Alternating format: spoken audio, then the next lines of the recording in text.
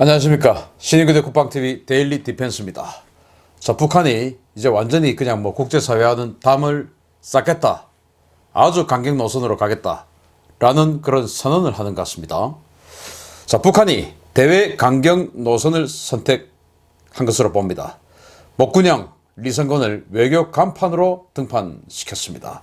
자, 이거 정말 황당한 그런 일이 아닐 수가 없고, 정말 이것이 사실이라면 이제 북한은 국제사회, 특히 미국과 완전히 이제 같이 가지 않겠다. 이제 협상 없다. 라는 선언과 진배 없지 않느냐라는 생각할 정도인데, 자, 기사 한번 보시겠습니다. 북한이 리용호 외무상을 교체했습니다. 후임은 강경파인 리성권입니다. 미국 NK뉴스는 18일 북한 평양 내 소식통을 인용해서 리 외무상이 물러나고 후임으로 리성권 전 조선평화통일위원회 위원장이 새로 임명될 것이라고 전했다. 리 외무상은 30년 넘게 외교관 경력을 쌓으면서 영국 주재 대사, 외무성 부상 등을 지낸 북한의 외교통이다. 그는 최선희 외무성 제1부상과 함께 2018년 미북 정상회담의 판문점 회동에 배석하고 지난해 2차 미북 정상회담 결렬 당시에 베트남 하노이에서 긴급 기자회견을 여는 등 대미 전략을 총괄해왔다. 그의 후임으로 지목된 리성권 전 위원장은 강경파 인사로 알려졌다. 미국에 대한 대화의 여지를 열어둔 채 압박 행보를 이어가겠다는 북한의 대미 전략이 반영된 것으로 보인다. 라고 이렇게 우리나라 언론이 이 미국의 NK뉴스를 인용해서 일제히 보도했습니다. 이 리성권이 외교 간판으로 등판하겠다라고 하는 예상은 이미 지금 쭉 나왔는데, 지금 이 NK뉴스는 외무상으로 등판한다라는 그런 이야기를 하고 있어요. 리용호라고 하는 지금 외무상, 우리로 치면 이제 외교부 장관이죠. 북한은 당이 있고 내각이 있는데 그 내각의 외무상, 외교부 장관 격으로 하는 이 리용호를 교체를 해서 지금 리성권으로 한다라는 그런 기사를 전했고요. 또 이 기사에 앞서서 북한에 황순이라고 하는 사람이 있는데 그 여자예요.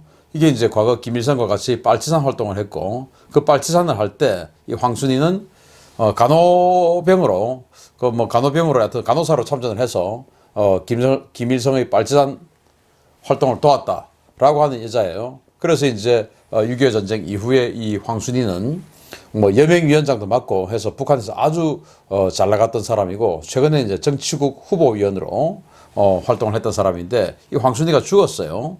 그런데 이 황순이의 장례식, 국장을 치르겠다고 하는데 그 장례식 명단에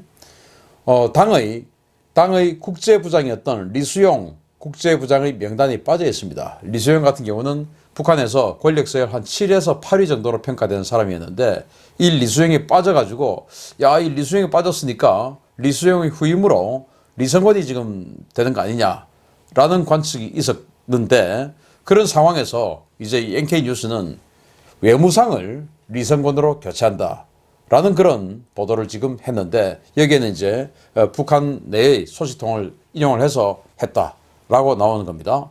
자, 그럼 리성권은 누구냐? 여러분들 굉장히 잘 알고 있고 우리 언론에서도 아주 많이 보았던 사람이죠. 그런데 이것이 굉장히 이제 우려되는 것이 그 리용호 같은 경우는 완전히 정통 외교관이에요. 그러니까 영국 주재 대사, 북한에게는 영국 주재 대사가 굉장히 중요합니다. 유엔 주재 대사와 함께 영국 주재 대사는 서방으로의 이 어떤 창구 역할을 하는 것이거든요. 영국으로 하여금 북한과 수교를 하게 하고, 그 평양 내에 있는 영국 대사관이 바로 미국 어떤 접촉의 소식통, 창구 역할을 하는 그런 상황이었죠. 그래서 북한에서 가장 유능한 외교관을 영국 대사관으로 보내고 그런 상황이에요. 그래서 이제 우리 태영호 공사도 영국 대사관의 넘버 2였죠. 그랬으니까 굉장히 이제 잘 나갔던 외교관이었습니다. 그래서 이 리용호 같은 경우도 영국 주재 대사를 했고, 그리고 외무성 부상을 했고, 그리고 지난 2016년에 지금 이제 노동당 국제부장을 맡고 있었던 그 리수용의 후임으로 외무상에 임명이 되어서 지금까지 쭉 한 4년간 외무상으로 활동해 왔고, 이 트럼프 대통령과의 그런 회담을 쭉 이제 주관 주재를 했었죠. 그런데 리성권은 뭐냐? 그냥 군인 출신이에요. 그것도 뭐 별이 굉장히 많은 그런 출신도 아니고 그냥 군인 출신이에요. 남북 회담을 주라는 군인 출신인데 아시죠? 바로 2018년 9월 19일 이 평양 선언 그리고 9.19 남북 군사 합의 이런 것들을 할 때 그때 뭐 대규모 방북단이 갔었는데 당시에 이제 우리 기업인들도 많이 갔죠. 그래서 우리 기업인들이 있는 테이블에 이 리성군이 앉은 거예요. 그 중에서 최태원 SK 회장이 좀 덩치가 크지 않습니까? 그러다 보니 뭐 냉면 사실 우리 고기 시커 먹고 마지막에 한 그릇 하는 게 냉면인데 그 냉면 한 그릇 양이 안 차죠. 그래서 사리를 하나 추가로 시킨 겁니다. 그랬더니 이자가 감히 정말 어마어마한 글로벌 기업의 회장인 최태원 회장에게 냉면이 목구녕으로 넘어가냐 이런 건방진 말을 했어요. 그게 바로 이자입니다. 그리고 이 리성권 같은 경우는 건방짐 그리고 고압적인 태도가 아주 몸에 배어 있습니다. 지난 2018년 6월 1일인데 그때 이제 남북 고위급 회담을 했어요. 자기가 이제 조평통 위원장이니까 우리 통일부 장관하고 같이 이제 회담을 하는데 그 직전에 고위급 회담을 펑크를 냈습니다. 그래서 그 펑크를 낸 데 대해서 우리 기자들이 당연히 이제 질문을 많이 하죠. 그래서 그 펑크를 낸 데 대해서 질문을 많이 합니다. 이제 이런 기사가 그때 있었습니다. 자, 1일 판문점 평화의 집에서 열린 남북 고위급 회담에 참석한 북측 수석대표 리성권 조국평화통일위원회 위원장은 남북관계 진전을 가로막는 나무 등걸이 있었다라고 강한 불만을 표시했다. 우리 쪽 취재진을 향해서는 불신을 조장하는 질문을 하면 되겠냐라고 따졌다. 남북관계 진전이 안 된 것이 마치 우리 정부와 언론 때문이라는 듯이 말한 것이다. 라는데 이때 이제 그 한 기자가 물었어요. 계속 질문을 한 거예요. 뭐라고 질문했냐? 그때 왜 펑크 냈냐? 그리고 맥스산도 훈련 뭐 이런 것들이 지금 영향을 미쳤냐? 앞으로 어떻게 될 것 같냐? 이런 질문을 이제 계속 한 겁니다. 그랬더니 그 질문한 기자에게 뭐라고 했냐? 이제 이렇게 이야기한 겁니다. 어디 소속이냐? 라고 물었다. 기자가 JTBC라고 답을 하자 JTBC는 손석희 선생이랑 잘하는 것 같은데 왜 그렇게 질문하오? 앞으로 이런 질문은 무례한 질문으로 치부될 수 있다. 라고 했다. 회담 전망을 묻자 아주 잘 될 게 분명하지. 기자 선생들은 잘 안 되길 바라오. 라고 반문했다. 너무 시건방지죠. 그냥 아주 잘 될 것 같다. 열심히 하겠다. 라고 하면 되는 것이죠. 아니 기자 니들은 지금 안 되길 바라는 거냐? 뭐 질문이 그래? 이 말 아닙니까? 그리고 이제 이런 약간은 자기가 생각할 때 뭐 이런 질문을 자꾸 하고 있어. 라고 생각하는 기자가 너 지금 어디 소속이야? 물어보니까 나 JTBC인데요. 하니까 아니 JTBC 그 손석희 엄청나게 지금 우리에게 유리한 이야기 자꾸 해주고 하는 그런 거 아니야? 지금 이런 거 아닙니까? 그런데 니 왜 그 따위야? 이제 이런 이야기를 하는 것이죠. 자, 조명균 당시 통일부 장관하고 대화를 나누고 있는 이 모습 한번 보십시오. 이렇게 해가지고 턱을 이렇게 해가지고 그냥 시건방진 모습이 절절절절 흐르죠. 자, 이 리성권 같은 경우는 2018년 3월 말에 그 하노이 정상회담이 거의 뭐 파토나고 그 하노이 정상회담을 이끌었던 당시 김영철 통전부장이 아웃되고 그 김영철 통전부장 이후로 장금철이가 이제 통전부장이 됐어요. 통일전선부장. 노동당 통일전선부장입니다. 그래서 이 리성권은 김영철의 라인이다 라고 알려져 있었기 때문에 이 리성권도 이제 아웃되는 거다 라고 당시 이제 우리 국회 정보위원회 국정원에서 보고를 했을 정도로 김영철 라인이다 이렇게 알려져 있었고 그 김영철은 지금 뭐 완전히 뒷방신사 돼 있죠.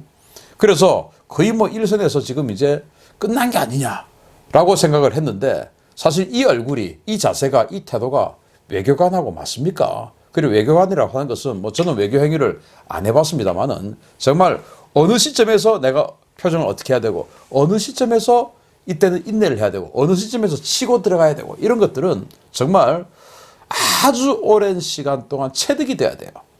그런데 그냥 군인이었고 남북 이 군사 관련한 회담만 주로 해왔던 이 리성권이가 남북 군사 관련한 회담을 했던 그런 자세대로 우리 대한민국 군대야. 그 군인들 가서 협의하는 그 군인들이야. 지네들이 뭐라고 해도 우리 인내하고 참고 했기 때문에 평생을 이따위 자세로 우리 대한민국 군인들하고 나중에 이제 출세해가지고 대한민국 통일부 장관하고 이따위 자세로 평생을 했던 자예요. 그런데 이런 자가 유엔에 가서 또는 미국 폼페이오 국무부 장관하고 지금 카운터 파트너를 하겠다? 아니 이 자가 지금 갑자기 폼페이오 국무부 장관하고 카운터 파트너 하겠다?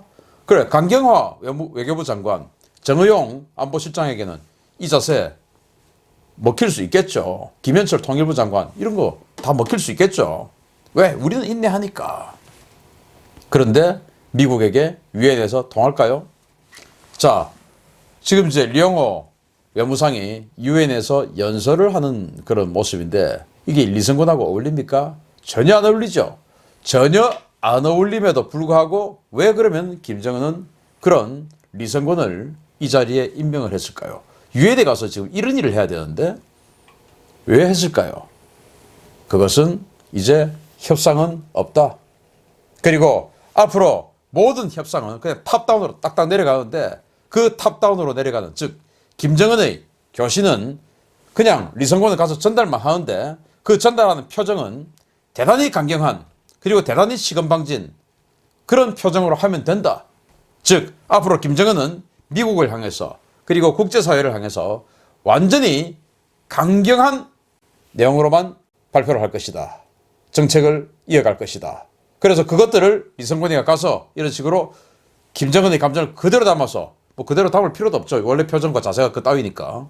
그런 식으로 해라. 그래서 앞으로 내가 하고자 하는 대외 정책에 리성군이 너의 표정, 너의 자세, 건방진 그것들 딱 맞다.